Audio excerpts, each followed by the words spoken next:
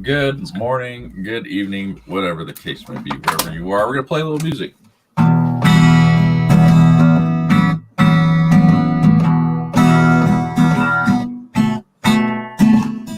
It's out of tune. My bad. Good morning, gamers. Good morning, gamers. Yes. So I'm trying to find. Oh, okay. Here we go. Finally, I got the link. I'm doing StreamYard through. What's it called? Microsoft Edge instead of Google Chrome right now, and it's messing up. But let me get the link out to our fine friends, feathered, flocked, and otherwise. Talk about Shabby Pickles. Oh, hey, Arlie.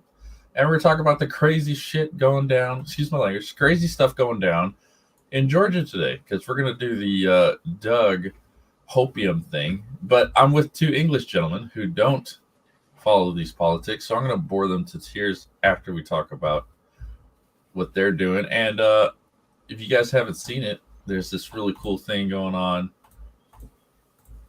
Really cool project by the name of X Farce, which is Don Chin project. And if I get enough of an audience, I'm going to have the audacity to invite him onto my small and meager YouTube channel because Don Chin, as I've got to know him, is a hell of a dude, and really excited about his project.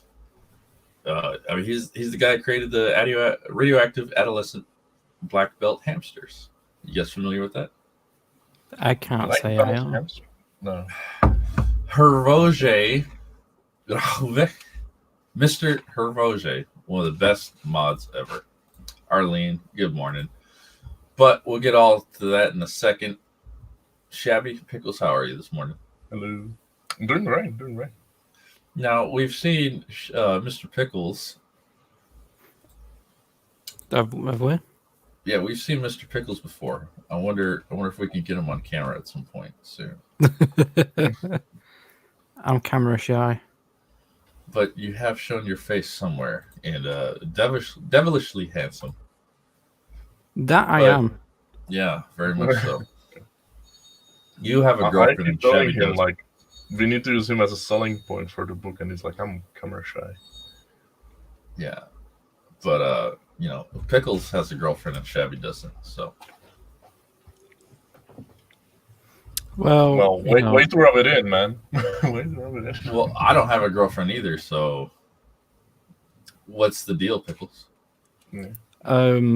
I was young. I was more handsome. Teach us about love. You know what? I'm so tired of his sass. I can't even deal with it, honestly. He's just such a bye, Pickles.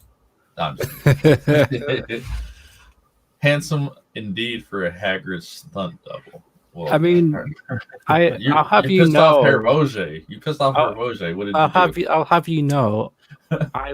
Someone said I looked like Charles Manson. What is a Shabby Pickle? He's the ultimate handsome guy. Mr. Eric Scott Hawkins, or just Eric Hawkins on YouTube lately, who has a Baby Yoda toy that may or may not move when he's not looking. But we'll talk about that another time. Also working on bringing back the what I used to call that show. I kind of believe might even do it tonight because I'm off. I just got to talk to my green friend, Mr. Matthew Veely, because why not? And let's take a look at some of the news going on in the world today. I want to get your gentlemen's reaction to things. You hear about I know we were just talking about this, that you didn't like Star Wars, but there's rumors today going around that Robert Downey Jr. will be playing Grand Admiral Thrawn. Excuse me. You guys heard of that before? He's the blue guy. He's a blue space commander. I think he's a baddie. Yeah, he's yeah. Well, if you don't know who Robert Downey Jr. is, he most famously played somebody in. That's who I was talking about. This guy right here, David Cross. Yeah, Robert Downey Jr. is a blue baddie. So this is kind of a monkey's paws wish. We're getting a Thrawn trilogy, but it's apparently the Rian Johnson Thrawn trilogy. Can you believe that? Well, this is confirmed. That's interesting. Because Yeah, hang on. well, Disney did their thing recently where they were showing off a bunch of Star Wars stuff, Yeah. and Ryan Johnson wasn't even talked about, so I doubt it's true. I think they would unveil it if they would do that. Yeah. Yeah, But who knows? Might be true. Yeah. I mean, I don't think I have ever seen RDJ in like a villainous role. So maybe he can stretch out some acting chops and show Oh up. yeah. Well, he was in that Doolittle movie, and he wasn't necessarily a villain in the film.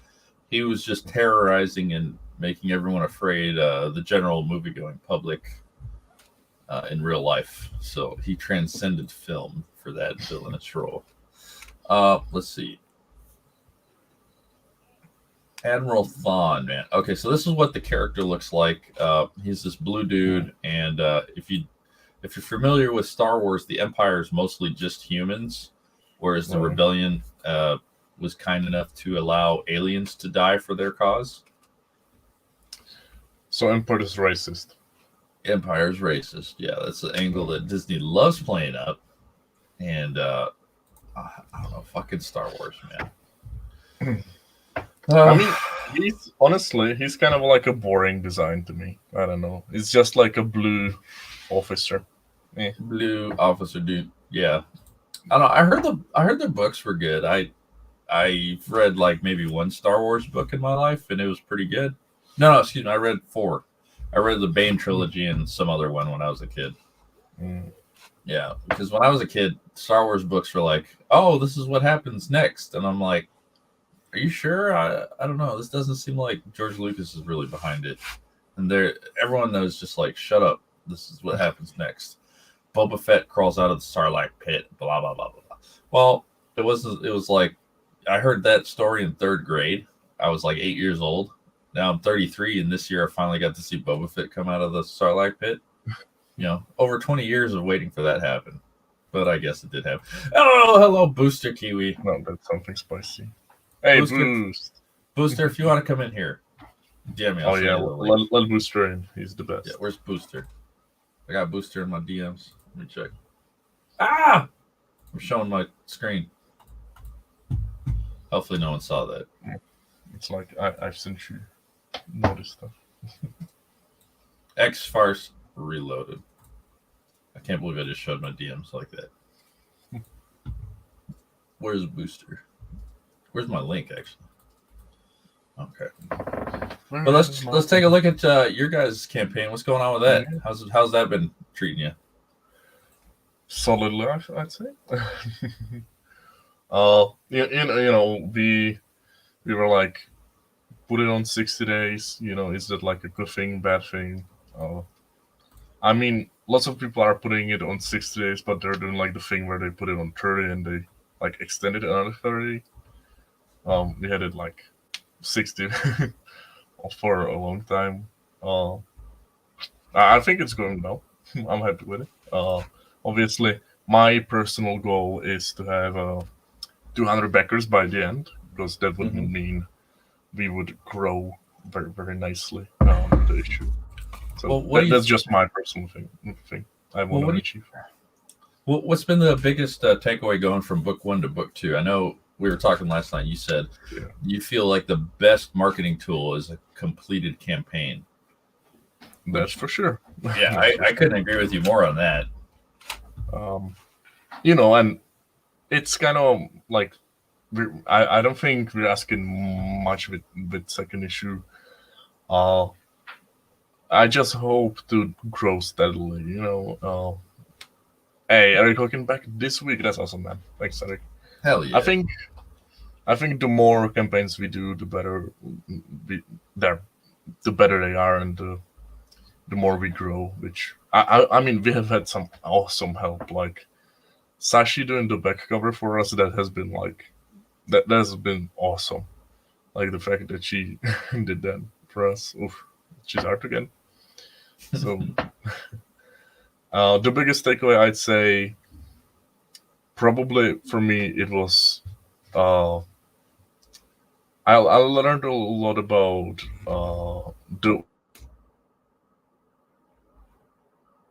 where I'm drawing, I think my process has changed a lot, and we're kind of hopefully streamlined. But that's the kind of weird thing, right? Because we streamline the process, but I take more time with the drawing, so the drawing's better, but the time's not shorter.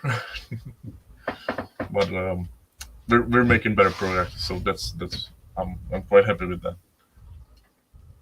And at the end of the day, if we can put out 6 books a year, that'd be freaking amazing.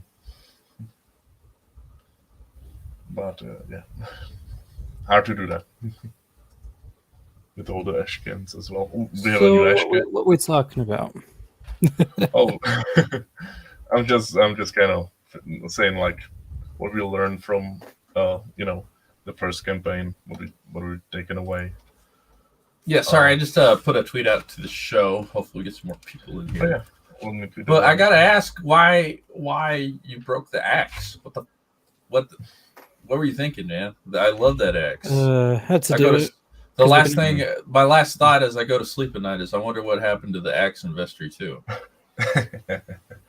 Well, why am I toxic? I think at the end of the day you'll be surprised what we did, and you will be glad the axe is gone.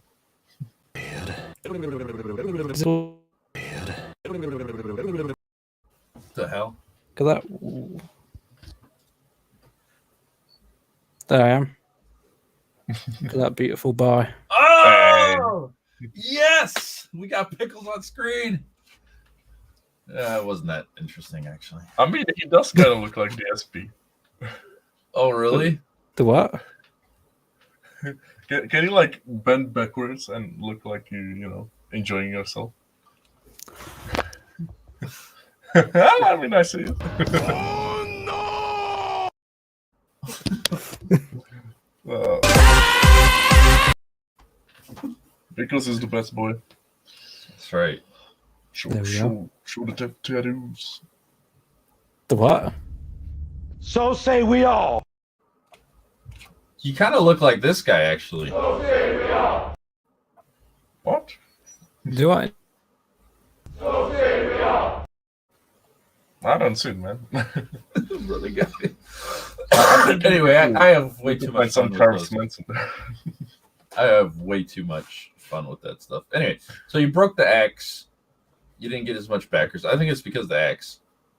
The axe The is backers broke. love the axe. Mm. Oh, I heard you were showing off some drawings of a big sword, which I think is a good move, but I still need an axe. It's safe to say that I think people might like the sword. What do After you actually see it. Yeah. Well, like a lot of the Call of Duty guys, they have the gun, right? And then they have a little sidearm. When they run out of ammo, they just press triangle real quick. I'm thinking the axe could be the press triangle real quick option for Damon. I mean, he's a big enough dude that a regular man-sized axe could be like a sidearm for him. The problem is swords don't run out of ammo. Yeah, but axes don't either. Pickles, oh my goodness, Eric. Mr. Cactus. Hello, Mr. Cactus. Really? He's an actual cactus. Probably came because my background is green. It's cacti, actually. Yeah. Anyway.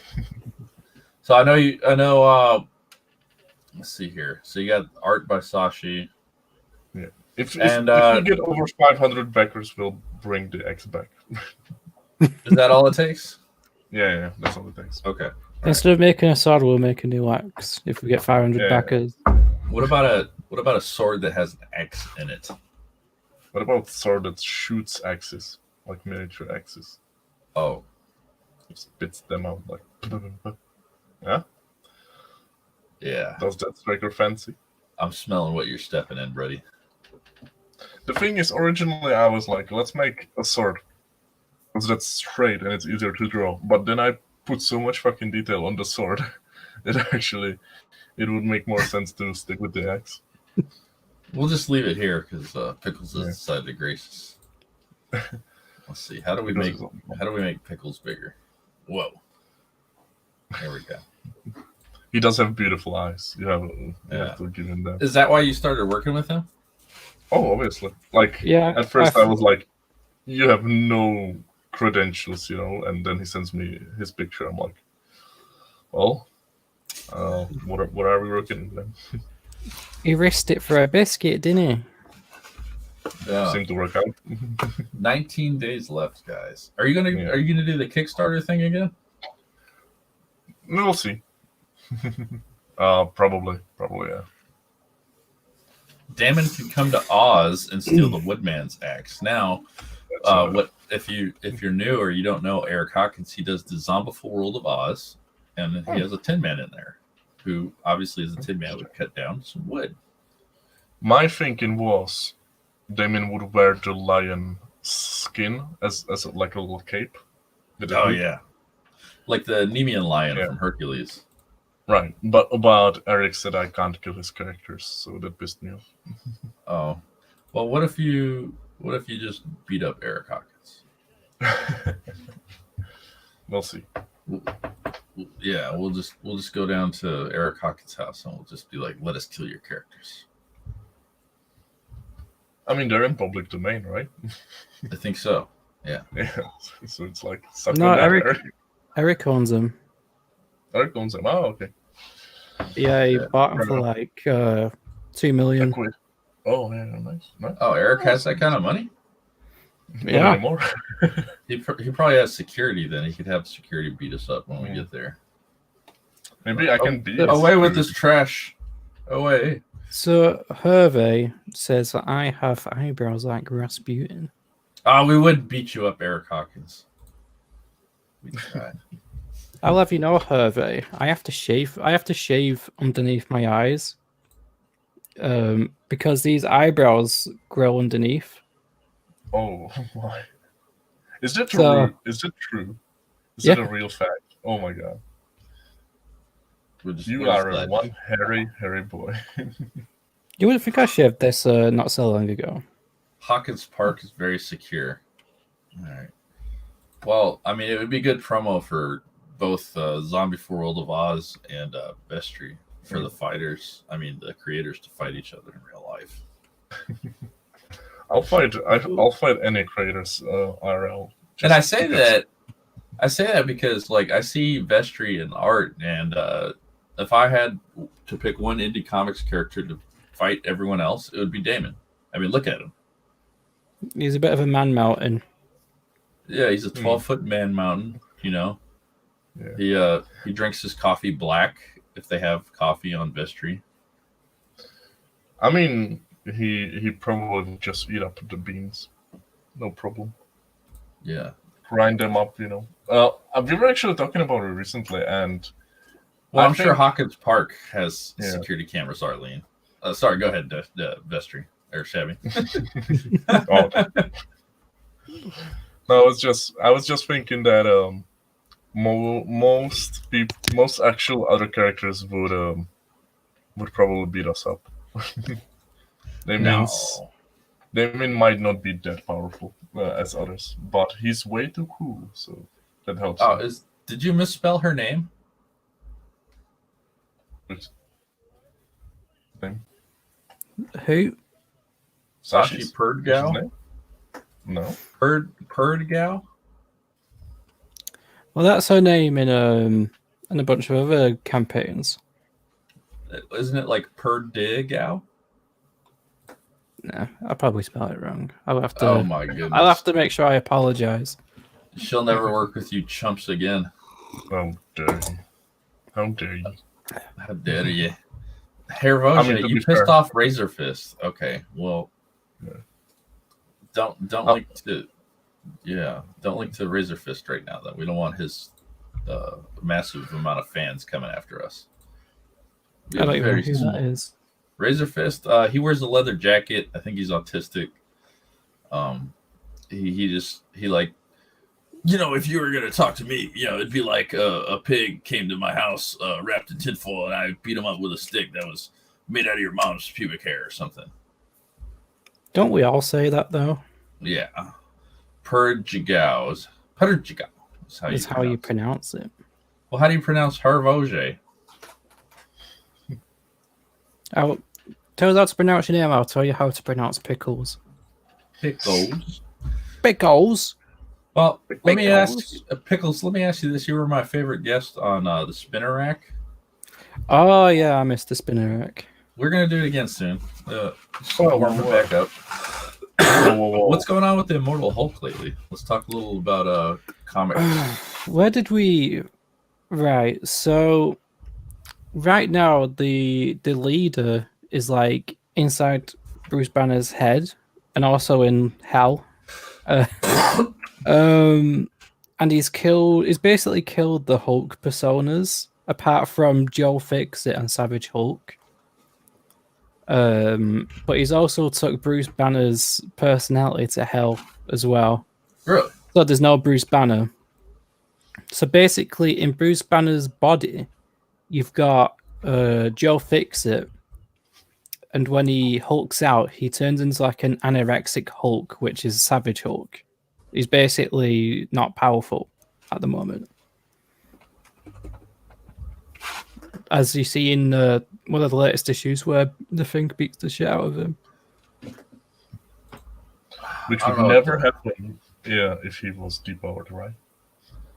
I don't know Exactly. I don't know what the hell's going on here, but Jordan Worth Cobb, Black Lives Matter with the trans flag and the gay flag, back on Immortal Hulk with number 26, and suddenly this became a hard fuck capitalist book on top of the deeply disturbing psychological body horror superhero book. And like all SJW say, I am here for it. Okay, interesting. I don't know what the hell that's all about. I wouldn't say there's an underlying message of that. Now, Maestro's come back too. I thought they did a Maestro book. Maestro's got his own book. It's like the origin of Maestro. I think that's just ended, and I think they're going to be doing another one this month of a new mini run. I'm here for it. Yeah. So just You know looking what's through- been great? What's that? Thor has been great. With Donny Cates? Yeah, if you want like a good book for Thor, exquisite. Hervoye. Hervoye. Hervoye. What the hell is this? This cracks me up for some reason. Because she don't stand no sass from Hulk, I think. That's actually Kamala Harris right there. She's saying, "Would you like some freedom with your coffee?" That's Harris, right? Yeah. Let's see. All right, so now I've been following Venom also by Donny Cates, and they had a Immortal Hulk King in Black event tie-in. Did you? I know you read it, Pickles. Yeah, I read it. Let me preface what I'm about to say. Like that book had no dialogue. No, it didn't. It was a silent book. What the? I'm here for it for creative changes. To me, it was like a throwaway thing because I think they had the main team on it, and I'm sure they already worked hard enough. What the hell? I mean, I liked the book. I thought that the Hulk with his mouth open was funny. Yeah, it was your Twitter avatar for a day. Yeah, it's back to being a pickle now. Yeah, thankfully. Let me see here, and it had this like anorexic Hulk looking thing. I think that's what he looked like the whole book. That's what the Hulk. That's how he hulks out now, because he's like extremely depowered. Why? Just because of what the leader's doing to him. He's basically manipulating everything. Yeah. I think the term is he hulks in. No, He hulks instead in. of out. Yeah, he hulks in, and that's why he's anorexic. I will say though, I think, in my opinion, the last few issues of Venom have probably been the worst. Yeah. Nothing. It's not against Danny Cates because I still enjoy Venom, but I think it's kind of dropped off a little bit. There you go. Even Venom Island. I mean, I didn't read Venom. I read a few issues of Venom Island, and I was like, nah. I think Venom Island was like the low of the Venom run.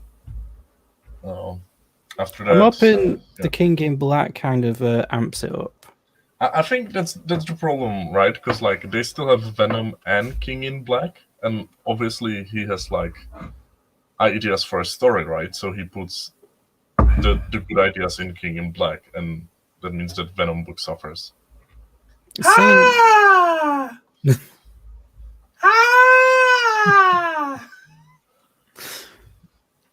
Because wasn't that like a profile picture for like a few days? Yeah. I liked it that much. It's because It's too early. I'm sorry, Eric. I'm sorry. We're just talking about Immortal here.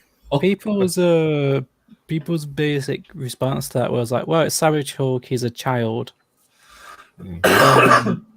See, why is the son of Charles Manson talking like a limey? I think that's directed at you, sir. It's my limey to you.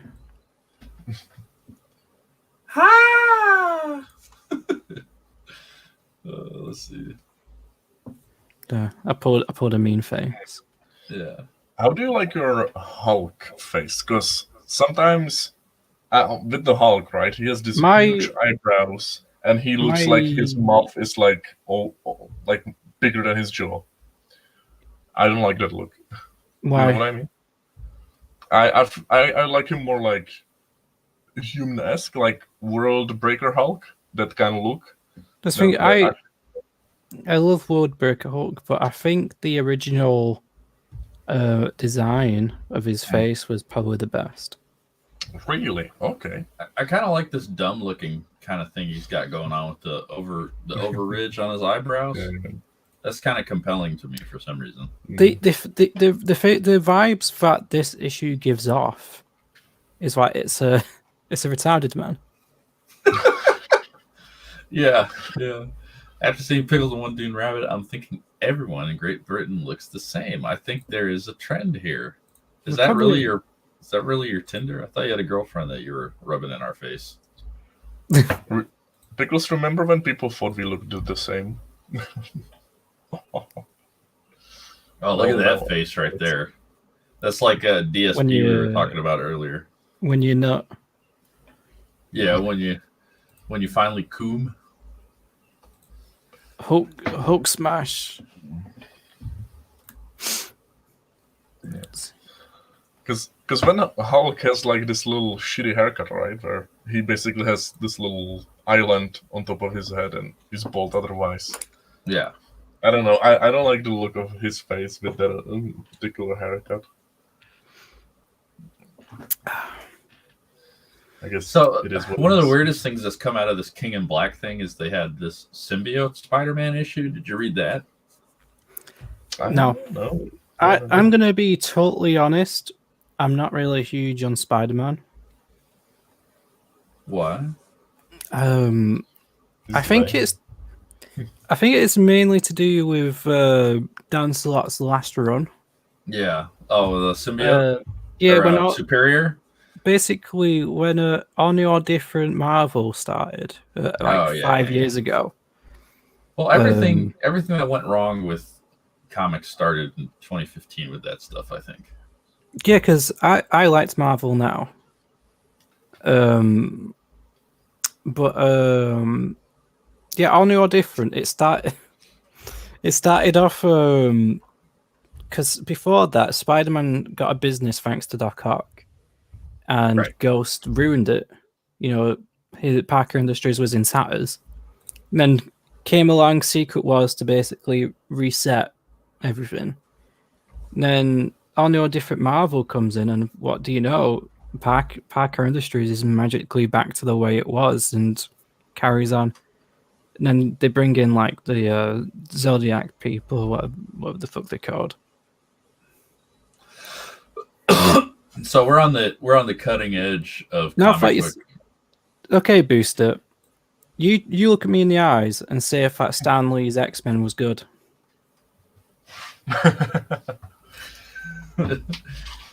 So this is the all new, all different Marvel. So right away, you got old Steve Rogers for some reason. I think you got, Steve Rogers was in it before All New or Different. yeah, but like this is like, oh, we're doing something new, different with Marvel, and here's old Steve Rogers because fuck you, basically. Okay, the one on the far right with the one with the crossbow, that's Red Wolf. I gave his books a chance, and they were terrible. Oh, really? Yeah, I regret it. Did he spend half the book explaining what an indigenous person is? No, actually, Okay. it was just terrible. It's 100% better than I thought it would be then. It was someone tries killing him in like this taxi by putting a poisonous snake in the car. It's like, okay. Although Peter David is a bit of a lib nut, at least when he changed up Hulk during his writing run, it was entertaining and well done. I can't begin to understand this, whatever it is. Yeah. If you want to give the Immortal Hulk a chance, I recommend it because it's kind of Al Ewing is dyed in the wool SJW, but holy shit, it's been a weird book. Recommend that you read past from probably issue 5 onwards. Yeah. The were kind of terrible, in my opinion. Yeah.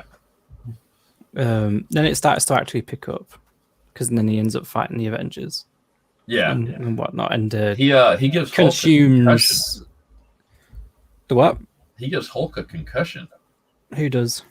The Hulk. Or gives Thor. He gives Thor a concussion. What am I talking about? The funny thing about that is the previous week in the Avengers comic, Doctor Strange says to She-Hulk, "Oh my, you're much stronger than Bruce Banner's Hulk now." Oh my goodness. Next issue of they're like miles back, and she's done for straight away. Yeah, Hulk basically put her in her place, didn't he? Yeah. Well, lately I've been seeing this design around. Is this what they're doing with She-Hulk now? They're like womanizing her again? That's from Empire. Oh, okay. I think what happened with Empire is, from what I know, she was like dumb Hulk, basically. Yeah. And when she grabbed like a hammer of some kind, then she became intelligent again, and it kind of shrunk her down. See, the thing about that is she became dumb because Bruce Banner died, and she was basically trying to deal with the trauma of losing her cousin, and that's why she was dumb Hulk for a while. Really? Yeah. So you'd think that Bruce Banner coming back or something should be like, oh, he's back. It's weird because like they don't feel like they're so close as cousins, you know? They're not really, though, are they? Yeah, so you know. I mean, in the Old Man Logan universe, they're very close. I suppose that it's true. Yeah, I don't know. There it would make sense she'd be What the hell?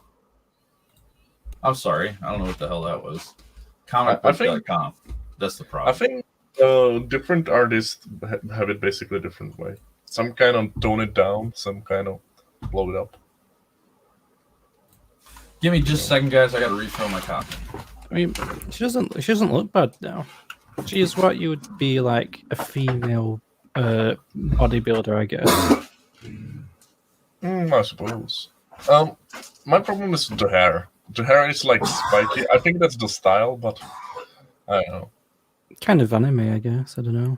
Yeah, I suppose. What are people saying? Yeah, we should talk about our book. Please back our book, and not only back it, but share it with other people. Booster says he knows I hate Silver Age comics. I'm ruined. Yeah, you're a slut, Booster. Damn, Booster, that's uncool. You should Stanley's X-Men is decent. Roy Thomas and Neil Adams created the real X-Men, while Claremont perfected. Yeah, I would agree with that. The origin X-Men are so boring. Like a guy who has wings, a guy who has big feet. Jean Grey at the time, I think she was called like Marvel Girl or something. I can't really remember. She had like old personality, kind of like Gwen Stacy. right? Who did? Like, give me Storm. Give me who was Jean then Grey when Wolverine. Stan Lee wrote the X-Men. Oh yeah. Yeah. And X-Men didn't start to be good till Colossus came out. do you expect me to take Beast seriously when he's not blue? Yeah. So did she get a one shot for Immortal She-Hulk, or is that like an ongoing? That's a one shot. Oh, okay. Was that worth reading? I didn't read it. Enough said. But the Immortal Hulk run ends in about 8 or 9 issues. Okay. So we'll see what happens after that one. Is she dating Thor though? I think she's dating Thor in the main continuity. No order. All right, so Hervolve says, let's put it this way. Stan Lee set the basics for the X-Men. Well, yeah, obviously he came up with the characters. Well, I think Stan Lee is transcendent beyond how good the comics were at this point, you know. Yeah. He set a standard at a time where all kind of heroes were, basic bitches. They didn't have a personality. They were just there, really. You know, somebody actually made this screen name here, Eric Boyd. I think it was somebody that didn't like me very much and made fun of me with the habanero yogurt thing. But, whatever that was. Sorry to interrupt you, Pickles. That's fine. I pretty much said what I needed to. No, you didn't. You need to say more. I mean, I would say Claremont did a better job on X-Men than what Stan Lee did, as in the characters, personalities, and stuff like that, and stories. It's weird talking out against Stan Lee. Well, I don't think anyone's saying that Stan Lee was the greatest writer of all time. I think he was. I think at the time he set a standard, and obviously he basically created most of the characters we know today. I mean, it's funny to say it, but Stan Lee's quality was not in his writing, which. Yeah, he was the idea guy. It's weird to say, but he was an idea guy, and he had a good customer relationship. Eric and Boyd. No, it was funny. This habanero yogurt guy really didn't like me, and it was like, I guess spicy dairy is not a. Spicy dairy is an interesting idea.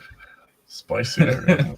Spicy dairy. When I set up my channel, jalapeno milk was kind of like, I really wasn't trying to make this anything more than something I enjoyed, and the idea of spicy milk was just like, it tickled me pink. So that's kind of my whole approach to the channel, I guess. Have you ever had spicy chocolate? No. So they sell this can't remember what company it is. It's like Lindor or something. They have like a chili chocolate bar. Yeah. Hashtag spicy dairy. I think the problem is once you do like a spicy name or whatever, you're opening yourself up to like 500 subscriber live stream where you eat like chili peppers, as a challenge. So no, I don't think I'd stay away from that. Ghost Pepper Ovaltine. GPO. That's what I should have named the channel. GPO. I agree with Hervé, by the way, saying Stan Lee's Doctor Strange is amazeballs. Yeah. It was great. Steve Ditko's art. Amazing. Very psychedelic. Did Hervoge just go through a short earthquake? I don't know. Shabby? Tell it. You're... I haven't felt anything. It's fine. Thanks for asking, you guys. No. Shabby took a step. Whoa. Yeah, that's how manly Shabby is. Every step he takes causes ripples in the earth across Europe. There's that axe I like so much. Yeah, look at that. If you like the Ash, then keep on reading the Ashkins. Yeah, well, of course. I'm getting everything you guys do. Well, let's shift gears a little bit. Shabby's going to draw for us, and I wanted to talk to you guys about American politics because you guys know nothing about it, and Doug Naples getting a huge I- sub boost. I know who Trump is. Okay, good. We'll start Yeah. there. He's the You're Fired guy. I know that. Yeah. Was he a MasterChef? True. He's the There's the lamb sauce guy, right? Yeah. Yeah. So let me see here. Are we ruining it for you?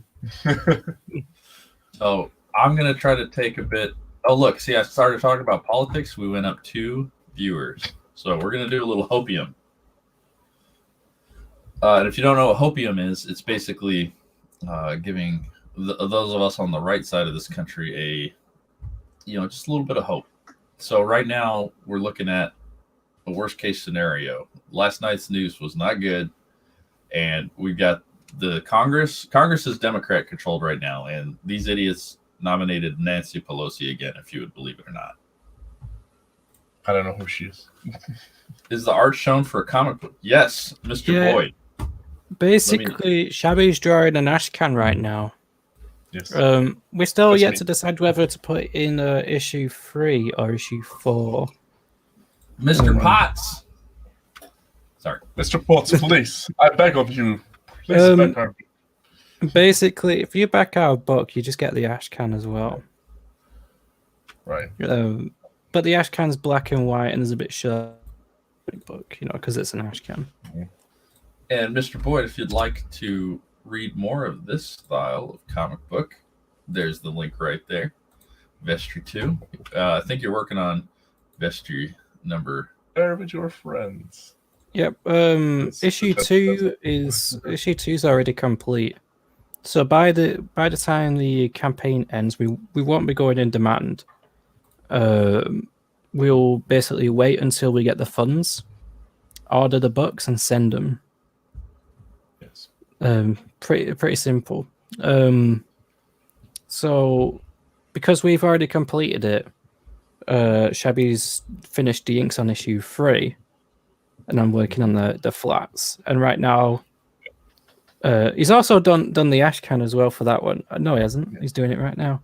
For third issue? Yeah. Chances are third issue is going to be finished before we end the campaign of the second one. Hell yeah. That's why you guys are my favorite hustlers. We will And not. I mean that in a good way. We will not launch a campaign if it's incomplete. There you go. It's discipline, it's motivation, it's hustle, and a whole lot of bustle. Well, I And don't want it's so much- I don't want to throw creators under the bus. I'm not going to mention names, but I'm I still will. waiting. I'm still I'm still waiting on books. For I backed a while back. And especially when when you're an international backer, you're spending a lot on shipping. So you can start a question whether it's worth it or not. So I we think- want to make sure that we build a trust that we will actually have the book complete before. I think our model launch. is basically Tim and do Mark. the correct thing, right? Tim and Mark, Yeah. right? Because Yeah. what they did is brilliant. They don't do shady tactics. They are upfront. They work hard, and they have everything ready. And they're humble and super sweet guys, right? And Yeah. we just want to do exactly that. So again, try to play it straightforward with you guys because it's a relationship, right? We're here for the long haul. So instead of like doing one hit wonder where we scam everyone and play the politics, play the social thing, I guess you'd say, we're just doing our own thing. We're working hard, making the best book we can, just so we can get you to come again, and love it more in next issue. That's pretty much that. I have just so Um, much passion. Haha. So guys, I've tried messing around with the green screen, and I can't get it right. It looks actually horrific. I know. Look, Sorry get me about- off the screen. It's like But yeah, like I said, we were just talking about Mark, and it was actually Tim that got us in contact with Matthew Weldon. In fact, did the cover for us on Kickstarter. Did you get him again for the second one, or are you gonna? If we do another Kickstarter, we'll probably most likely get Weldon. Yeah, I already asked him; he'd be on board. Oh, really? Okay. Oh hell yeah! Matt I'm Weldon. sure Shabby's told me like 5 times, and I keep forgetting. Yeah. But Matt Weldon's amazing. Weldon is such a lovely guy. He's one of the nicer people I've met. Force goes to Mecca. Yeah. I mean, he has like 4 kids, and he's helping like 2 other kids. Just Yeah. You wouldn't think that I was a kid. I'm like 13. All right. Well, let me break down. Let me break down the latest news, because I know you British chaps are really captivated by this stuff. But basically, one of the stories I heard last night was they stopped counting at 8 p.m. again in Georgia. I just gotta ask how stupid the Democrats think we are that this 8 p.m. we're gonna stop counting votes thing happened again.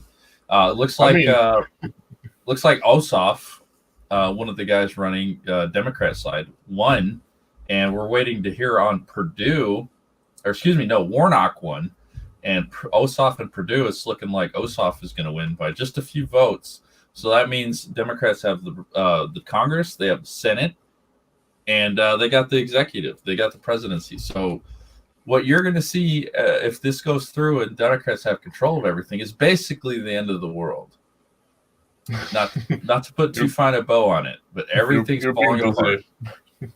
I'm being a little dramatic, but I mean, obviously, it's never good when you have no opposition either side. That goes downside, Call me crazy, but we can't count votes because it's 8 p.m. and people need to go home. Bullshit. I don't know where I found that story or where I heard it. I'm gonna look it up. Are these people being paid to count votes? Yes. No. That's the funny thing. Do they? I thought that it was like no pay. Do your job then. Yeah. So we were talking about comic books, but what we have now is some real comic book villain shenanigans going on with the Democratic Party. It's crazy. It's just crazy. Look at my screen here. This is what it's looking like in DC right now. Joe Biden did not get nearly this kind of support. It's just I don't know. It's don't lose hope, guys. It's not over yet. If you remember in 2008, Obama swept into office, hope and change and all that fucking hippie bullshit. Excuse my language. And you know what we had in this country was a reaction to it. We had the Tea Party. We came out crazy, and it'll happen again.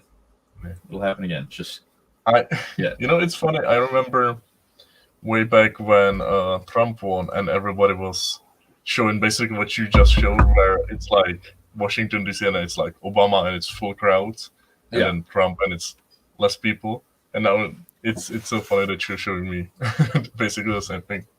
Yeah, I don't know. It's crazy. Yeah, but Eric and Boyd, this is one of those things I've been thinking about too. A lot of people are thinking that Kamala is going to take over. Jokingly on Twitter, I've said that I'm going to do everything I can to oppose the Harris administration. That's a line I'm going to run with for a long time. Let's see. It's true a few counties stopped counting at 8 p.m. Correct. DeKalb County being one of them. Yeah. It's crazy. But if Biden legally, gets elected, would people accept him? They're going to have to at this point. Basically, I don't know what to call it. Let's say the paradigm, the collected view of things is that they're going to just start calling people who say that kind of stuff conspiracy theorists. And in today's social media age, being called a conspiracy theorist is like, okay, no one takes you seriously. They're using the kind of branding they've given Alex Jones, and they've applied it to a much broader scope. And it's just so. I suppose the kind of I suppose kind of the scary thing is because, as you said, she's not a good person by all. Like her track record of keeping people in prison, putting them on death row even when she has evidence. That's scary as hell. That woman will be a president. I think some people's fears is like what. So I don't know if people have this fear. I just assume. I think a lot of people are scared that they're Trump supporters, and if the Democrats win, they'll be discriminated against. Well, to a harsher degree, it's what they have been in the last 4 years. Yeah. What do your British guests think of Prince Harry and Meghan Markle? Do you come from royalty, Pickles? No. Oh. I couldn't give a toss about their family. Isn't it funny that you pay for them to live luxurious lives? Yeah, it's all the bollocks. A load of bollocks. Just like, wow. I remember when Prince Harry was cool. Yeah, he. I saw that video of him running for the ice cream truck. Yeah, he was a fucking soldier, and before that, he was a fucking party boy that banged like women all the time. Oh yeah. He was what you'd call a rebel. So I guess it makes sense for him ditching the royal family, but this Meghan doesn't seem to be a very good person. Getting him to ditch his family and stopping him doing what he likes and stuff, apparently. Yeah, but I mean, in Meghan's defense, she is pretty fine. That is a pretty damn good looking woman there. That is a good looking woman. Sorry. I mean, it's interesting that when she does all of this, it did the same fate as Diana. It didn't happen to her, Oops. I don't think she's going to get Diana'd. Yeah, I think it would happen already if she were to beat Diana. But see, I think the Queen's above it now. You can't even think stuff like that out loud because you're a conspiracy theorist and you're making the frogs gay and all that. We all know Diana would I don't like them putting chemicals in the water that turn the friggin' frogs gay. Did you know that's true about the frogs? I was so surprised by that. It's actually true. Well, they have hermaphroditic stuff. Yeah. If there's not enough female frogs, the male will turn into a female. Yeah, just like in Jurassic Park and all that. Harry seems to be cucked out by Meghan. Yeah, I think so too, man. Or I think the term used to be whipped. Which I think the problem with Alex Jones is he knows information, right? But it's like he puts it in a completely crazy sounding way. It's like, so there are chemicals and frogs can change gender and that happens, and you're like, yeah, okay, that's kind of believable, right? But he's like, there's literally frogs again. Well, they take one moment like that and they extrapolate it into, oh, he's crazy about everything. When it's like, well, some of the milder things he said kind of turn out to be true. It may, but I'm not allowed to say that on YouTube. It may be true. I think a lot of things that Alex Jones has said is actually true. Yeah. But the thing about his problem is like what a lot of entertainers and I guess American culture. I don't know if it is American culture, but like. Americans, when you see Americans, from the outside, they seem very over the top in general. I don't know if that's just them, if it's just people on social media trying to get attention. Americans are actually just chill. Yeah. But from the outside looking in, it looks like Americans are like, everything has to be like a reality show. All right. Well, all right, check this out. I think that's what Alex Jones did, to try and get the attention of his conspiracies. All right, so check this out. So all the times Joe Rogan let Alex Jones spread outlandish conspiracy theories on his podcast this week. So here's like talking past the sale, I think it's called. Scott Adams says this a lot. So when you use language like this, you don't bother to ask the question, is Alex Jones spreading conspiracy theories?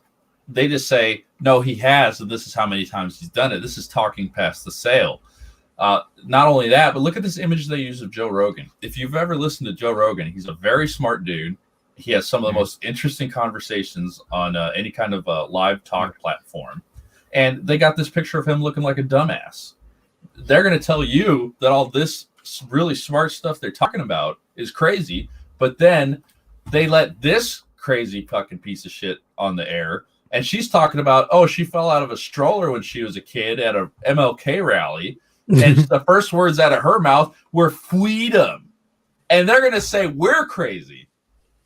The thing about conspiracy theories. You know what I got to say to that? You know what I got to say to that, man? This makes me so mad.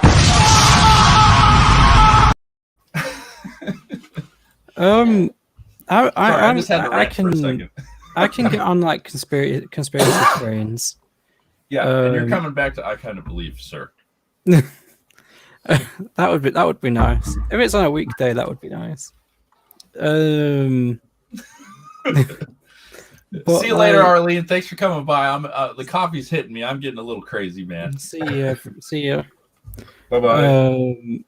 Basically, her story was literally stolen from Martin Luther King Jr. And we're the crazy ones. But the shouting like that doesn't help your cause. No. Right. Return of the Frogs game. So I can believe. Man, I'm sorry, coffee's good this morning. I can believe a lot of conspiracies in America because your government was the ones that like fucking messed with the waters and like put everyone on LSD. The fluoride and the Beatles and all this shit. I can believe that because the American government have done crazy shit. Yeah. What's it called? MK Ultra? Yeah, that's what it was called. MK Ultra. Yeah. So if MK Ultra, which by the way was the subject of the latest Call of Duty campaign. Really? Okay. Huh. Yeah. That's interesting. Oh man, I started yelling and we went from 10 viewers to 7. I'm sorry, guys. and then you listen to Joe Rogan had Snowden, the guy who leaked all the listening in on the people, right? Do you remember that one? Say again, Chevy? Do you remember when Joe Rogan had Snowden on his podcast? Snowden? Oh, the yeah. Who leaked all the info that I find legally... I find it weird that Democrats want him arrested now. Yeah, right. Snowden? Yeah. Like, he's hiding in Russia because he leaked information. Which was information that the public needed to know. Yeah. Yeah, like Jay Hamilton saying, a lot of conspiracies have a grain of truth to them. Yeah, absolutely, 100%. You always mix in a little truth with the lie. Like with Diana, people say that was just a car crash. We know she was killed. Who, Diana? Yeah. Yeah. And Prince Harry isn't her child. Isn't what's he's called? Charles's child. That's a theory. Yeah. You can tell Meghan Markle was to her like, we have to get the fuck out of here. They're gonna kill me. You're gonna kill me. We're getting the fuck out of this family. Do you want us to take a car journey in Paris? I'm now Mecca Markle. All right, so basically there was 2 tributes to Diana's death, right? In England, we made like this massive fountain for her. It was beautiful. I don't know if it's called like Diana Gardens or something like that. But in Paris, they got a stop sign. Okay.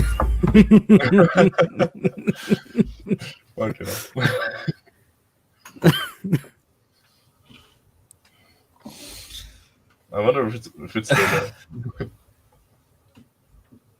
I don't think you got the joke, Chevy.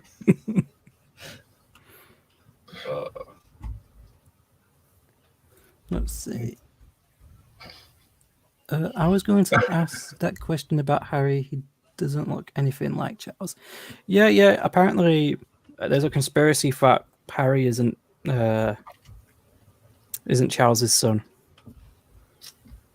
I think there was someone in the army, high up in the army or military or something like that, that looked quite like Harry, actually. Are you talking about Eric's comment here?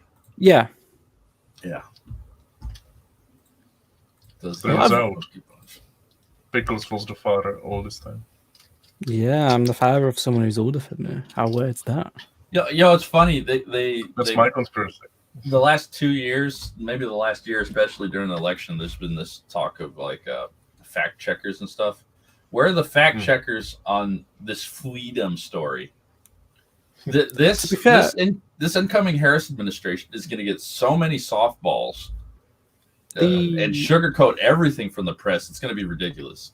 The freedom story, Freedom. I thought was actually a joke. No, she was serious about it. But she did also say they celebrate Kwanzaa, right? I guess so, yeah. I still don't know what Kwanzaa is. No one does. She was in debate. She was in debate with Biden, and she said like straight up lies about him. And when they asked her after it, she was like, "Well, I was in the debate."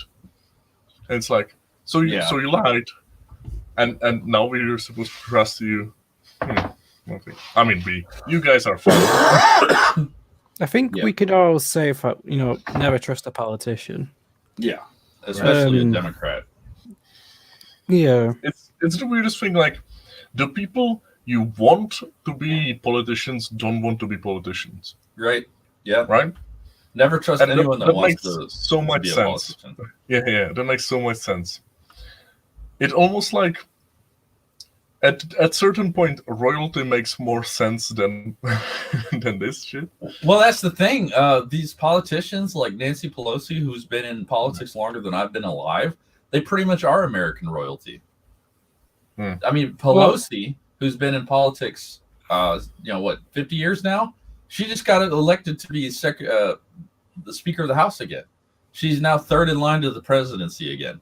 And you know what happened in 2008? She got picked for Speaker of the House, and years later, she is again. We're setting up for another Tea Party here, but this time, shouldn't Speaker of the House be like a presidency where you can only have 2 terms? Well, no, there's no term limits in Congress whatsoever. That's why these people should be in. You shouldn't have. Okay, I'm going to say something here. I don't think you should have old people who have been working in Congress or Parliament for like 50 years, because they're not going to know modern people. Yes. Pelosi thinks she's royalty. Exactly. That's the problem. Biden is not my president group to start on Facebook that was deleted. Yeah. See, they can run a Trump that's not my presidency group. There's going to be so many softballs about that. There's going to be so many softballs from the leftist media on this administration. I'm seriously considering abandoning my current career pursuit and going into journalism. I think just being able to speak negatively of any leftist politician is going to be rare sort. I don't think I'll ever get hired with my politics, but I mean, I think clearly the position to go for is be politician. Yeah, I'm not running for any kind of political office, but I think chasing anti-leftist politics as a journalist, it's gonna be a rare breed. I don't know if I'm gonna be able to do it, but I'm gonna try. One thing that confuses me is that a lot of these leftists think that Trump is going to prison. That'll never happen. Why? No, you don't do that to presidents. What was that? What was that line in Game of Thrones where what's the dude's name? He was like the would-be king, and he's like talking about Jaime Lannister, and he's like, "Sir Jaime Lannister, if nothing else, he's still a knight." Like, you don't have that kind of sentiment anywhere in politics these days. There's no gentlemanliness to it. There's no decorum. There's no honor and respect amongst each other. It's just burn these Trump effigies, do all this nasty shit, and I think we're not going to deal with it. Politicians, right? The primary problem for politicians is their pay is so high, they want to stay there. So what they do instead of working for the people, all day time before like re-election, they spend just trying to get re-elected again instead of working for people. See, Eric's point here is something that I guess I can echo. It's because every time I put the news on, I go downstairs and the news is on, they're always talking about Trump. It's really annoying. Yeah, if they think these softballs they're throwing Biden and Harris are going to get them the same kind of ratings that Trump did, they're in for a rude awakening. It's going to be interesting to see because when Biden's president, like, there's going to be nothing to talk about. Like, how many years do you think they're going to still milk Trump after he gets to be president? Well, I don't know if Biden's is going to see out a full term. I don't know. I just want everyone being batshit crazy to just tire down. Yeah. It gets frustrating to see. Let's see. Razor Fist, who Hervoge antagonized earlier. Are you getting it? Yeah, this won't be 2018 or 2020. It will be every election hereafter. It's not about Trump. I'd still be bitching about his campaign's mistakes, and there were many, just like when Romney and McCain lost. It's about our vote. Yeah, they took the choice away from us. So we've got to take it back. And I'm not going to say you need to, make these cringy Revolutionary War memes. Something that Edwin Boyette's been saying a lot lately is get involved in your local politics. Canvass, phone bank, do these small things. They add up. It's the only way to fight this stuff. I think the people saying that they want to fight back by doing a civil war or something, just do it. Yeah, they've spent like. I'm sorry if anyone is offended by this, but like, just do it already. Who are you waiting for? Pickles just wants to see conflict. I don't want to see conflict. When I see like 3-4 months of people like talking about fighting back against Antifa and all that lot, it just gets tiresome. They should just do it already. Yeah. Well, I think let's check the news. Let's see what's going on. Is it the 6th today? Yeah, today's the big day. Today's the day that everything's supposed to go down. Where Biden is meant to be sworn in or something. No. The swearing in is supposed to be taking place in January 20th is the day that he takes over, and I do think he is going to take over. I don't know if I don't think Trump has any path to victory, and if anyone's telling you otherwise, my perspective is we're going to dig in our heels and we're going to do everything I can to fight the incoming Harris administration. They stole it. I don't like it. I wish Trump were still president, but it's not looking like there's any clear path to victory for him. And I'm going to do everything to start fighting. We're on offense now. Let's start making life miserable for the left and the Harris administration. Let's fact check everything. Let's run every negative news story we possibly can. That's where the fight starts. Let's get this. We had a reaction in 2010. We could do it again. My guess is thank you, Eric. 4 to 12 months before Kamala takes over. 4 to 12 months. Yeah, that's it. Yeah, he's already talking about having the flu and stuff like that. Trying to find out where some of the stuff's going on that we can see the what's going on in DC right now, because apparently that's getting crazy. Let's see. I'll find it. Anyway, it's interesting talking to you guys about it because I know you can't be as invested as I am because you guys are across the pond. Yeah. That's the thing, though. Everywhere we turn, it's everywhere. Yeah. Probably not as much as like what it would be like in America, but it's hard to escape it. Yeah. I wonder. Let's talk about Czech politics now. How much do you know, Meg? I didn't even know you guys had politics. I need to bitch on like, we left the EU a couple of days ago, and like people were still talking about like the US elections. It's like our country just hit a landmark, and you're bitching about Trump or Biden or whatever. Yeah, it's kind of captivated the whole world, hasn't it? I just think you're the loudest.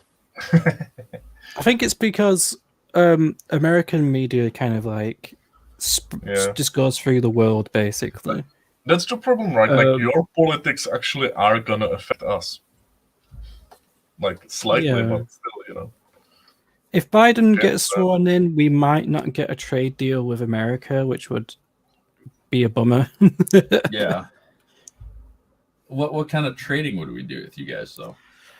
Just like what Besides America comic does with books, other of course. countries.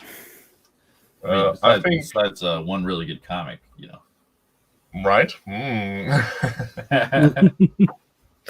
Well, if the British government want to get in contact with us about us having a deal with Vestry, Yeah, They're we'll welcome trade to you do so. oil for copies of Vestry. now my government would seize that and say it's theirs. Yeah. Funny thing is, I actually would have to raise price of my commissions just because dollar went down. That's the kind of the funny thing about it.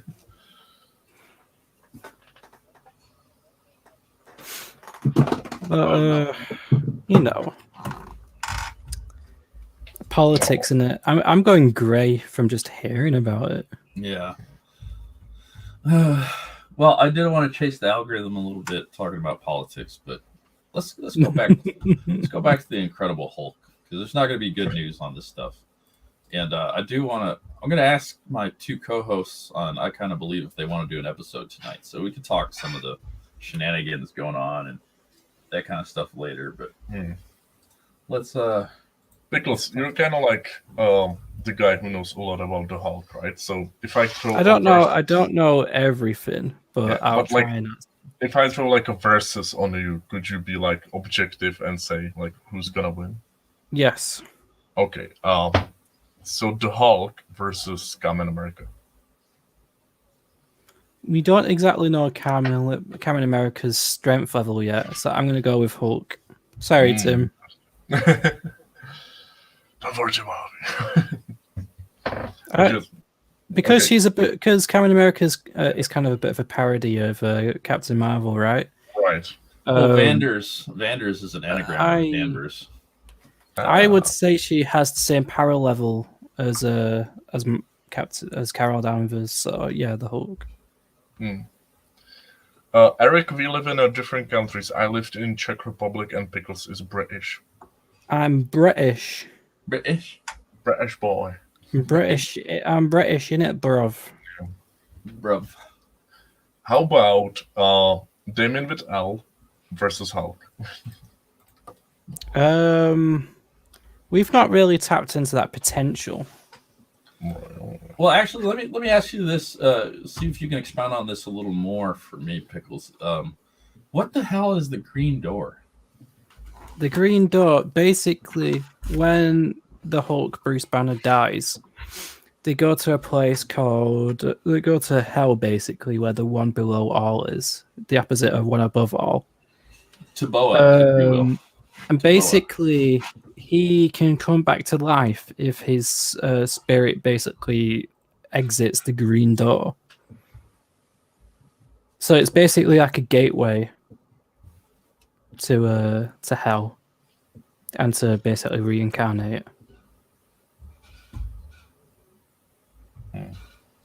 So that's been kind of the center of this Immortal Hulk thing. Yeah. Basically, the one below all, I think he wants to control the Green Door so he can possess the Hulk and go on to basically kill everyone. That's what he wants to do. Just kill everyone. Yeah, because in an issue of Immortal Hulk, we see the future where the Hulk has basically killed the entire universe and ends up eating the one above all. Then a new universe is born, and the Hulk is kind of like a Galactus type thing that basically punches planets. Yeah, and every time I'm like, so Hulk, so because who would win? And he's like Hulk because he's this Galactus thing. He's actually a god, like. Actually, I'm like, how about Superman versus the Hulk? And he's like, Superman versus the Hulk. Yeah. Gentlemen, start your engines, brothers.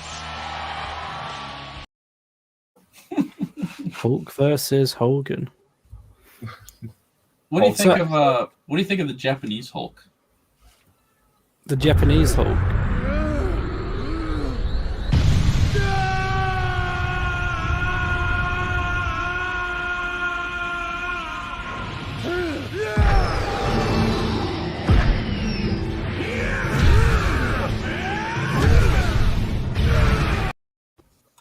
Is that Broly? That's Broly. See, I know my Dragon Ball. I nearly said Naruto then. So yeah, Eric. Eric was asking where we're from. If you're in America, Eric, and you want to purchase our book, then don't worry because our books, they are ordered, printed, and shipped in America. Yeah, first book was done by Gravestone Press with Doug Garrett, and Yep. you went. I think what's his name? Skinny, my voluptuous co-host on I Kind of Believe, started his own kind of publishing imprint called Comic Sense. And you guys went with that. You guys are the first project to come out of Comic Sense. Is that right? Yeah. Yep. Because we really needed it. We really needed them. And also, we love coming out.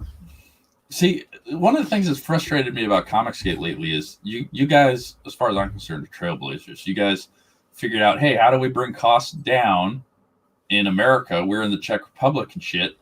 How do we make a better value for our customers? Well, one thing you did was you partnered with an American partner to print your books there to bring the cost of shipping down. But no one across the pond at CG UK thought, hey, what if we had somebody print our books in America and we handled our overseas fulfillment? No. Charlie's London, which I backed, charged me $14 for shipping. But you guys have the right idea. But no one in Comicsgate's giving you any attention. $14 is still pretty low. It is. Even though, because like with if you're shipping from America to anywhere else, you're looking at like $25 to $35 in shipping. So I don't know if Charlie's London is actually print. Is it printed in the UK? I know it's from the UK. I think so. I mean the book doesn't look that bad. You know, it's had some good success. But I don't. Like I said, I don't know if it's actually printed in the UK. $14. I don't know. Even now. But I can't find Charlie's London. Yeah. Well, everyone knows I supposedly hate Charlie's London. I just didn't think it was a good idea for comic book. I backed it. I'm going to check it out. Maybe I'm wrong. My opinion is that anything can be a comic book, really. If you got an idea and you want it to be a comic, try it out. Yeah. Yeah, maybe I'm wrong about Charlie's London, you know. And yeah, that'd be like if it's good, I'll be the first person to admit it. You're like I think I've said before, you know, you're not gonna like everything. Yeah. But someone might. You know. So that's why we ask people to share our book, because even if they probably don't like the look of it, someone might do. What do you mean probably don't like the look of it?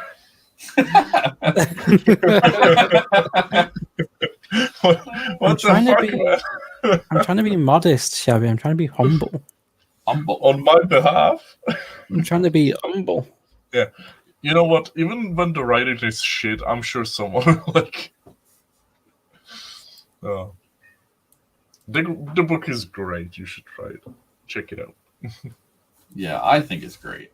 In fact, I asked Shabby for some of his pencils so I could ink it myself, and I used it as practice. I liked it so much. So I'm trying to ink. That was one of the weirder requests I've gotten. I don't know. I just liked your style. Yeah. I think the weirdest requests were all from you, actually. Oh, really? Yeah.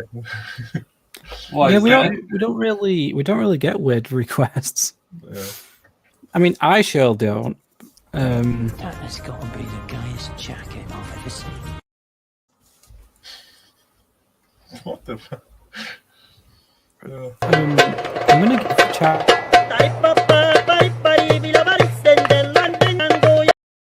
I'm gonna give Charlie's London a bit of credit. The Donald DeLay cover, actually, I really like that. Yeah.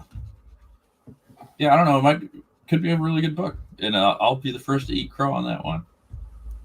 I don't really know anything about Charlie Chaplin, so I'm curious. Neither do I, to be fair. Yeah.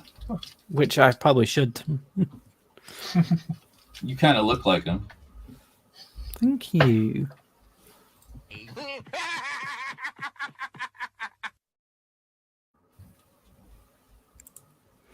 That was He-Man.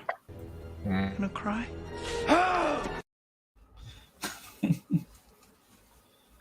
Oh, yes, you can ask us a question, Eric. No, let me ask you a question. Oh, sorry, I'm not wearing my glasses. Why is that? I don't like wearing them. You're British? I'm British, ain't Yeah. Harvey is sending a lot of... I would almost, if I was making money on this channel, I'd pay Hervoche to be a mod. Does he have all the URLs, the links like in his bookmarks and just... I think he does. Because he's really quick at it.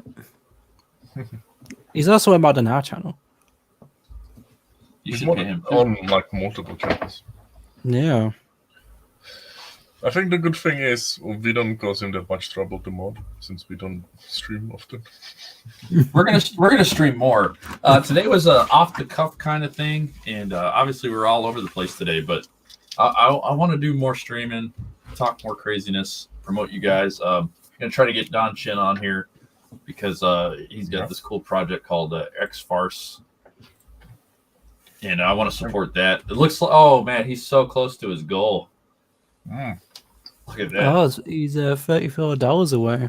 Hopefully you can hit it. Ain't that something? And it'd be nice to read. Look at this cover right here, Magneto. I'm sorry, you sold me just on that, Magneto. Oh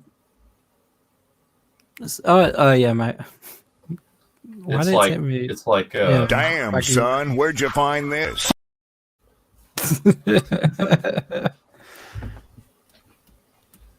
and then you see stuff like I don't know, like you see politics and you're just like, Blow that piece of junk out of the sky! There's pretty much that. Say, Mecca, did you know that bear scorpions are a thing? bear scorpions? Bear scorpions. Where scorpions?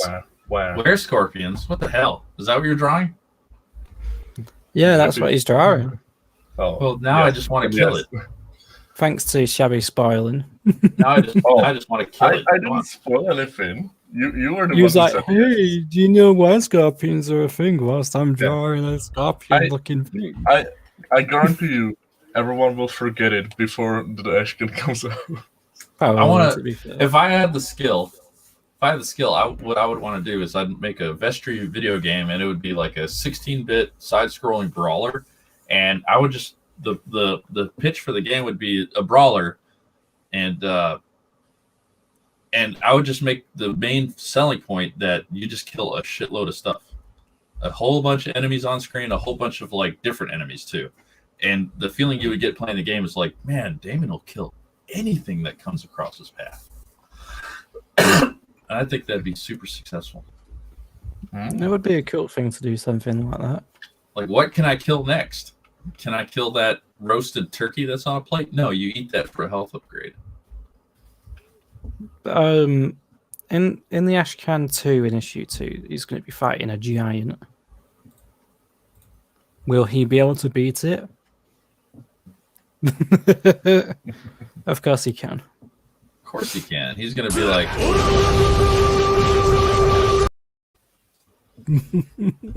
All I got to say about Vestry issue 3 that's coming soon is... Hold on to your butts.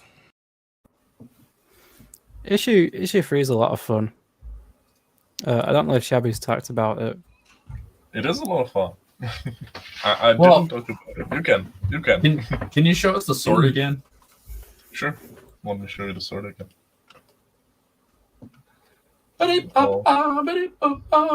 Why do you don't like the sword? I love the sword. What are you talking about? You're like, the axe is better. Well, I like the axe. I don't know. The sword. See, this almost looks like a piece of technology sword. What? Well, that's actually not the case. It looks like alien technology or something. Yeah, I wish you could look at the sharp angles and stuff and the contours. There's definitely like some kind of piece of tech in that sword. I will say, I think it looks a bit more different in the comic from what it does here. I have too much Really? fun with the clips, Eric. I'm sorry. I got that from Mike Miller. I think, Ba-de-ba-ba. because I flattered it, I know what the materials are. So in my head, let's go over it. Let's go over it, boys. Eh? So this is metal. This is metal. That's carbon. Oh, You can't This you would- can't say what the next material is. That's This- the main blade. this would be like brass. You know, just little. Yeah, it looks like the Like Buster that. sword. This would be brass, and the rest is a mystery. Which, you know. Hey, it all looks pretty badass now. Can't tell anyone. I can't tell anyone what it You is. just have to read issue 2 Read and wait. Oh my god. and read issue 3 when we bring that out in like probably 3 or 4 months. That's the problem, right? Because like we've done the setup with issue 1, and now we have like the coolest things happening, and we can't talk about it because it's a spoiler. It's like we have all these plans for the future, and we can't talk about this because it's a spoiler. Well, honestly, it looks like you're going for something like this from Advent Children. I don't know I if mean, the size Shabby is correct. plays. I don't know if Shabby plays Final Fantasy. See, I don't. like it looks like that, but then it breaks down. Like there's all these different like pieces to it. Jesus. Oh, see, we're not Final Fantasy players. Yeah, see. So I'm thinking that you guys go to outer space in the issue 3, That's an and interesting. this is setup. actually like an alien artifact sword. I mean, it would be a kind of cool crossover to have like a spaceship fall. Ooh, Who knows? spoilers. You never know. We may come across the road of space in this fantasy world at some point. Ooh. Because like Maybe you not know- in this story arc, but maybe down the Yeah. line. I mean, fantasy and space doesn't really negate each other. You know, you can have a fantasy story in space. Like, Yeah, there's a lot of D&D space stuff Yeah. as well. I mean, even World So- of Warcraft, right? Like one. Yeah. That's space all over. The Draenei are from space. There's a point where you go to another planet. So I mean, even the orcs are from a different planet in World of Warcraft. Yeah. So all cool things to come, guys. I don't think the Elder Scrolls delves into space though, really. that much. So in Elder Scrolls, the stars are not stars; they're actually holes. Yeah, the holes. Yeah, which weird.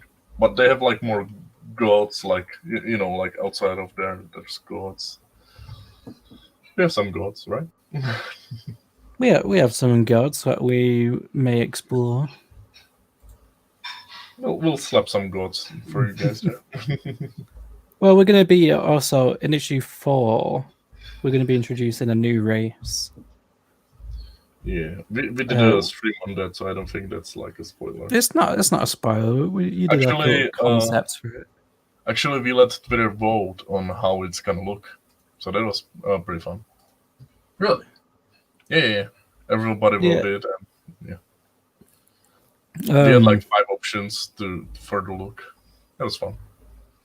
Basically, in issue 4, this new race of people, I guess they kind of act like guards to this council of beings that are going to be a little bit important. Yeah, hold on, Mecca. I'm gonna show you. Which of these do you think it won? as the race. To be fair, I don't even know, but I can have a good guess. I think 3 and 4 definitely. Oh, interesting. Maybe What 4. do you? 'Cause that what looks do you like the were scorpion you were talking about. Oh, okay. Am I bad at drawing? That should not look like that. It's funny because 4 did actually win. People Is that really right? liked 4. Yeah. The first one was the one that I wanted, but Yeah. like, yeah, issue 4, not issue 4, number 4 one. See, in the I video did- game I make, all 5 of those things would get killed. I thought number 5 was gonna win because I guess it's the most cute. True.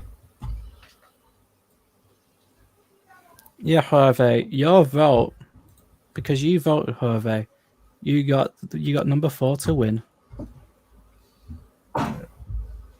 You guys have so much fun stuff going on with Vestry. Like, of all the books I've backed, like, the Vestry is the universe that I want to play in. You know, that's why I'm bringing the alien stuff up and the technology and the sword, and I'm giving you such a hard time over it because I'm just that excited about the world you guys have created.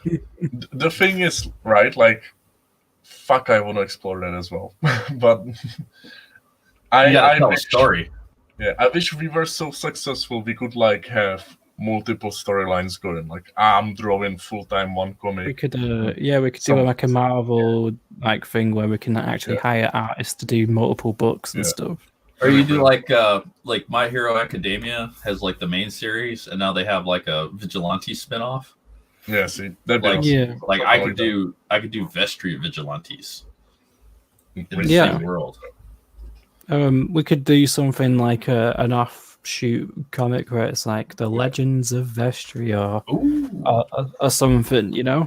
Well, who could take the spotlight away from Damon though? Like Damon's such a good character design. It's so simple, brutal, and badass. I think a character we introduced in the second issue could possibly be looked into a bit more. Is it me? You're in the first issue. Yeah, you get killed, Mecha. God. Oh, damn it! Did we kill Mecha? I think he's alive, canonically. Yeah, but like he was he I think he was a soldier alongside Yeah, him. he's a He did. background soldier, so he's Yeah, not yeah. being killed per se. He's just He was not killed, Mecha. yeah. His fate is in question. Yeah, we He might bump could be into he him. could be dead. Yeah. I mean, let's Hey, be honest, Herbo, real quick, what book was this, Hervoche? Because I just heard about this and I thought it was pretty crazy. But yeah, I could definitely see like getting like tossed into the ocean and my character like swims away somehow, like God of War 3 ended. Like, did he live or did he die? Or did he go on to marry a fat woman and create a dairy farm? I mean, probably that one. Hey, Eric Boyd, I just backed that. Hey, thank you so much. You're a beautiful person. Hell yeah. That's a good one. Yeah, I'm seeing 58 backers now. Hell yeah. Ah, nothing makes me happier, man. Hey, what's up, Well Red? Nice to see you. Just got a couple of chaps on here. Have you guys been on Well Red's channel? I don't think so. No. Well Red user, sir, you got to talk to these guys if you want to do like a shill stream. Well Red does this really cool music and comic book kind of thing. He just shills books, plays some music. Well Red, if you're available, I'll send you the link right now so you can get introduced to these guys real quick if you want. Because you're into music. I think a lot of people are into music. Nah, No, not as many as you'd think, actually. I think, yeah. I mean, I've never listened to music. Lies. You told me you listen to every single Pantera song. That is true. Well, apparently you must have drawn the whole book while listening to Pantera.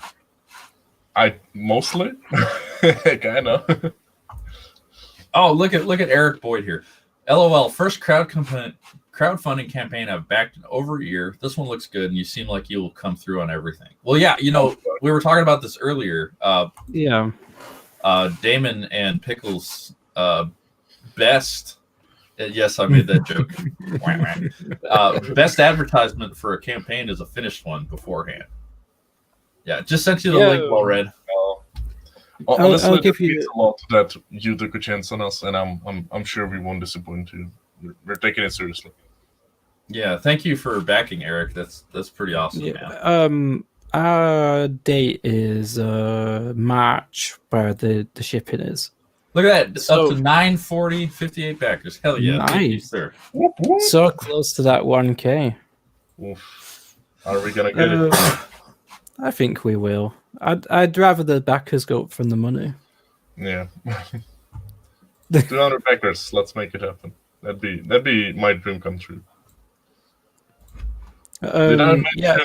Did I mention there were Christmas and you could give me the gift of buy investor? I have a I have a little story. When we did issue 1 on Indiegogo a few months back, we said when the estimated date was, and we actually did reach that. And basically on the Kickstarter held our funds for a lot longer than what Indiegogo did. So we were like 2 weeks late on that one. So what I've done now when I set up the campaign is this campaign ends at near the end of January, and in February I've basically skipped that month just in case it gets held longer, like what happened with Kickstarter, and moved it to March. So if people get it in February, that would be awesome, because that would exceed, our expectations of when, it would come out. But as soon as the funds come in from Indiegogo, we'll be ordering it and we'll be getting Skinny to ship it. Well, Hello there. Well, hello there, well-read user. How are you, sir? Good day, gentlemen. How are you Hey, today? thanks for coming in, man. Thank you. I was just telling these guys they need to promote their book more, and I know you got a show, and it's pretty cool. I think you'd have a lot of fun with these gentlemen. Absolutely. If they want to DM me on Twitter, we can set something up. That'd be. You'll have to give us your Twitter. Let me see if I can get it to Mecca. Yeah, let me see. Okay, I'll DM it to these gentlemen here. Let's see here. Yeah, how's your show been going, Mr. Wellread? It's been okay. I did a stream where I just played songs. I'm trying to reach out to the music lover audience on YouTube, and there's a big market there. It's just getting the algorithm to start recommending you to people who like indie music, chill streams, study streams, things like that. I'm doing my best to try to break into that recommendation slot. So it's up and down. Some streams will get 200 views, some streams will get 130. I think I did one like a couple of days ago. I had Risey on, and that got about 140 views. So fits and spurts. But yeah, that was an interesting stream with Risey for sure. Yeah, we talked about Pan and Testify going back and forth, so which was an interesting exchange. Yeah, that was definitely interesting. And then for Schabby and Pickles, I went on Well-Read stream, and it was, they call this, I think, NPR that night, or at least Well-Read, and I kind of liked that because it was a pretty interesting conversation, to say the least. Yeah. And I kind of like somebody's classing up the joint, like Well-Read user, kind of a fair guy, kind of more an adult stream than you'd get in some of the CG circles. Well, if we're something, it's adult. I can legally buy alcohol. I'm an adult, so. Okay, but you talk to Tim Lim, and all you talk about is poop. Stop it! I'm so grown up. I can buy alcohol, and I choose not to.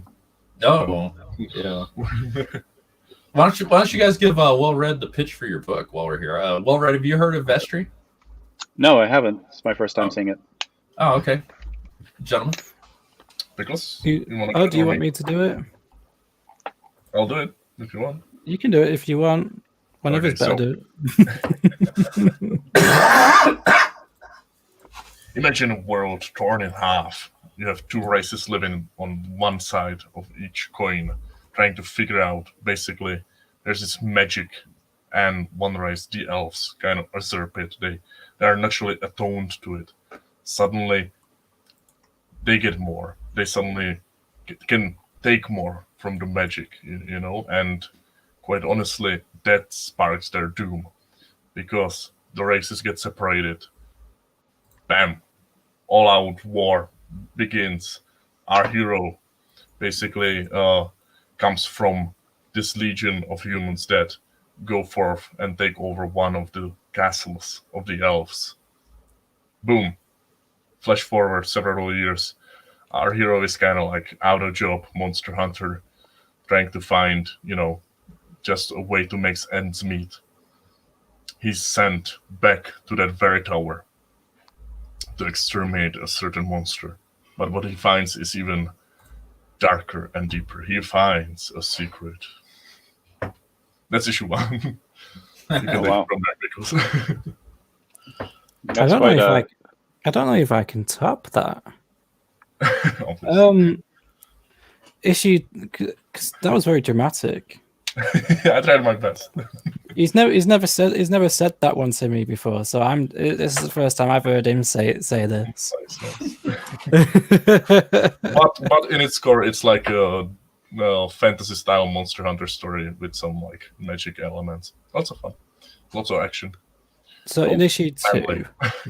Demon has cleared this castle that he once raided with his fellow man. As he stumbles across a suspicious item, Damon can't comprehend what explodes from it. A female called Elle, and she's not alone. Something else has followed her. They are. Yeah. Well, let me give you the pitch why I backed and why I support these guys so much. These guys never put out a campaign until their book's done. They're doing things I think a lot of the pros could learn from, honestly, and they're hustling. They're getting so close to like a monthly release schedule. They're across the pond overseas in Czech and Britain and all that, but they got Skinny over here in the States acting as a kind of distribution node. And I think they're doing so many cool things with the campaign outside of the fiction that are worth paying attention to. Well read. So when you get them on your channel, I'd ask them about that kind of stuff too, because they're really two of the hardest working guys I know in comics. I think they're setting a standard and an example for dudes with much bigger campaigns that they could learn from. Cool. Oh, nice. That's some nice praise right there. Well, I am the nice praise man. I mean, it's like whenever I see a tweet or like Mecca say things like, "Oh, I enjoyed your book," you know, it's it does mean a lot, you know. Oh, because I'll shit on bad books all day long, you know. I've seen him do it. It's Yeah, not a nice image. Yeah. Well, I don't know why know. you keep DMing me. He didn't use toilet roll either. I don't know, but I mean, even when I try to shit on a book, I also want to support it, because I think a bad book today can become a better book tomorrow. Like I said, even if you don't like a book, you know, someone's gonna like it. Mm-hmm. It just doesn't hit that chord with you, I guess. Yeah, and it might improve. You know. Yeah. Vestige 2, I'm looking forward to. I famously shat on the first Vestige because I thought the writing was horrible, but I'm definitely looking forward to Vestige 2 because I think Gat will improve in his writing. I think that's a much healthier way to look at a burgeoning, very young indie comic scene than to just say, "Oh, these books are all horrible." You know? I think first time up and comers, you've kind of got you've got to like help them really, because if you kick them too much, they're just going to give up instead of improving themselves. So you got to help them. Not like how people would criticize like a Marvel DC book where they say it's terrible and whatnot. When it's like say someone's just started out and people are just saying it's terrible, you should give up. I don't really believe in that. I'm all for helping promote books and. Yeah. Do check out Gary Shipman's books too. He's that's a gentleman. That's Gary Shipman is a very nice person. Yeah, he deserves as much support as you can get. Yeah. Especially the first project. I think that's the hardest because you're trying to overcome that stigma of being a new creator, and people don't know whether or not they can trust you yet to crowdfund your books. Yeah, true. I would say the second issue is also hard because you've got the issue 1 can like set a standard for the rest of the series. So you might lose backers on the second one. So I think going into issues like 3, 4, and 5, that's where you'll probably see a pickup if you stick at it and put it out regularly, keep up a good standard. But yeah, I would say first 2 issues are probably the hardest. But what do I don't know anything because we've only done 1 issue so far. I'd say the third issue is the hardest.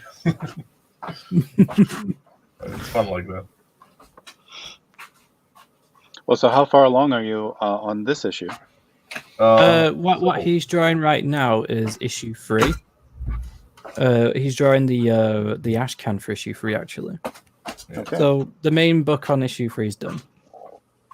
And we're campaigning for the second issue. So you complete the entire book prior to crowdfunding for the project. Yeah, you are right, sir. And I guess you complete then the what you would call a demo copy, and then you go to print once you determine how many backers you have.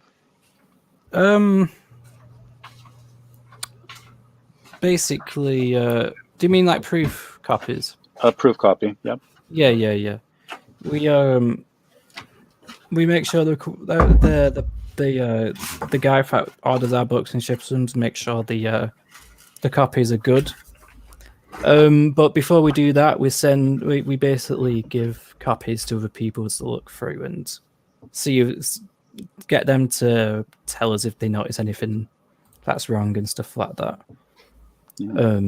And then I guess we campaign. Yeah, that's probably the better way to do it.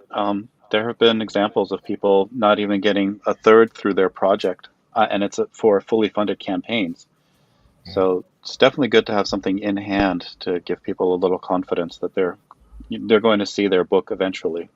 There's a high likelihood of success. Yeah, because we're in it for the long ride, and can't really build upon failed campaign or like not fulfilled or late campaigns. Right. So that's something we just kind of need to avoid. Well, yeah, basically what we want to do is basically set up a trust where people can trust us to put out our book. And obviously the fact they're going to enjoy it. Yeah, excellent. Doug Tenable is live. Well, I mean, I'm sure our audience of 5 will head on over there at some point. Oh, Doug. But, yeah, Doug is probably talking about... Oh, it's okay. Doug is probably talking about the Mike Pence stuff today. Yeah, it's a big day for anyone paying attention to politics. We kind of talked about it earlier today, talking past the sale, and I went on a Alex Jones-inspired rant. I'm sure we'll get clipped and everything. But, I don't know. I'm pretty angry about politics and stuff. I'll save it for another stream. I'm just happy to support Vestry, guys. Eric Boyd backed Vestry today. I'm so excited for that. Thank you so much, Eric, again. And Shabby and Pickles, man. I hope you guys talk to Well Read because I think he's got one of the biggest. It's going to be one of the biggest channels in indie crowdfunding, at least in the Comicsgate side of things. He's got a really dynamic idea of how to do a YouTube show. So I hope you guys get together and go on his show because he needs the support. You guys need the support. Hervoge, if you're still here, can you link up Well Read's channel? definitely want to support We're Red as much as I can. Yeah, if whenever Well Red wants us on, and if one of us or both of us can make it, we'll definitely do it. Great. It'll be a nice chat. Yeah, I have a couple of creators lined up that said they would like to come on at some point. My problem is I have too many streams I want to do, and then I have spontaneous streams that come up. So at some point, people just want to hang out, and I say, okay, I'll do a freestyle call-in stream, and that goes the way it does. But then I'll do a stream that's more music focused, trying to get that algorithm to start recommending me to people who are just chilling out and listening to music and studying or doing whatever, and maybe they'd like to hear about some comic projects while they're doing that. And I try to do that level of promotion. So I do streams for that as well, and then I'll do some that are just really focused on just promoting a project. So I did one for Asile, and I did one for Mike Miller, Lone Star, and I have one planned for Rainbow Brute. I haven't gotten to yet.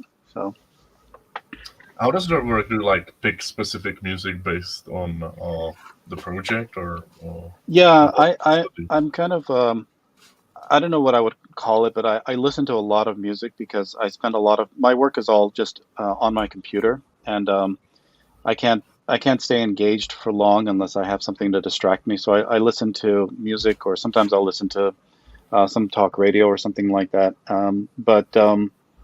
Yeah, I have a huge catalog of just very different kinds of music, and I try to pick out something that feels like it suits the project, like kind of inspires me in a particular direction. I don't want to be too pretentious about it. I'm not, a maestro or anything like that. But if I feel like the music vibes with the project and the imagery, I try to couple those two to make it appealing for people so that they have a nice image to look at, and then they get it evokes a bit of a sensation when they hear a song that is appropriate to that symbolism. So, we were talking about Pantera and Shabby's book here. Would you agree with that musical pairing?